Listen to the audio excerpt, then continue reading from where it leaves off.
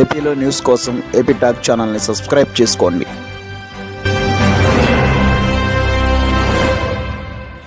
అన్నగారు నమస్తే. అన్నగారు, మన ఎలక్షన్ జరిగినాయి, రేపు జూన్ 4వ తారీఖున రిజల్ట్ రాబోతున్నాయి.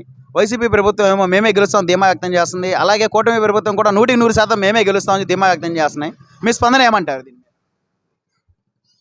ఇప్పుడు ఏంటంటే ప్రతి ఒక్కళ్ళు ముస్లింలు కూడా మనం డెవలప్ కావాలని చాలామంది టీడీపీకే ఓట్లు వేశారు. ఏంటంటే ఏదో మోడీ ఇది మీద చెప్పారు కానీ ఏంటంటే మన ఆంధ్రప్రదేశ్లో మట్టికి మన టీడీపీ వస్తేనే అభివృద్ధి జరుగుద్దని మనందరం దీనికే కట్టుబడి ఉన్నారు. ఎక్కడెక్కడ దేశాల నుంచి కూడా వచ్చి టీడీపీకి వచ్చేయడానికే వచ్చారు. అలాగే జగన్మోహన్ రెడ్డి గారు అంటున్నారు, నా ఎస్సీలు, నా బీసీలు, నా మైనార్టీలు వీళ్ళందరికీ నేను న్యాయం చేశాను, అనేక పథకాలు ఇచ్చాను, బట్టలను నొక్కాను కాబట్టి నాకే వేస్తారు అని ధీమా వ్యక్తం చేస్తున్నారు. ఇదేమంటే ఎంతవరకు అందినాయి అంటారు పథకాలు? పథకాలు అందినా అభివృద్ధి లేదు కదా. అభివృద్ధి ఉంటే అనుకున్నట్టు న్యాయం చేసినట్టే. ఇప్పుడు అభివృద్ధి కుంటుపడిపోయింది కదా. దానికోసం ఒకసారి చంద్రబాబు గారిని కూడా చూడాలని అనుకుంటున్నారు.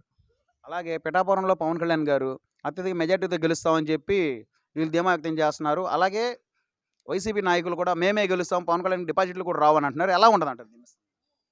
ఆడ ఆల్రెడీ గెలిచే ఉంది, జనసేన గెలిచే ఉంది, ప్రకటించడమే లేట్ అంతే.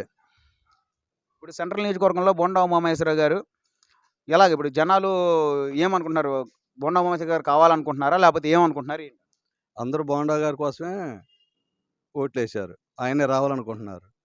కంపల్సరీ బోండా ఉమా గారు ఇక్కడ గెలుస్తారు. ఓకే.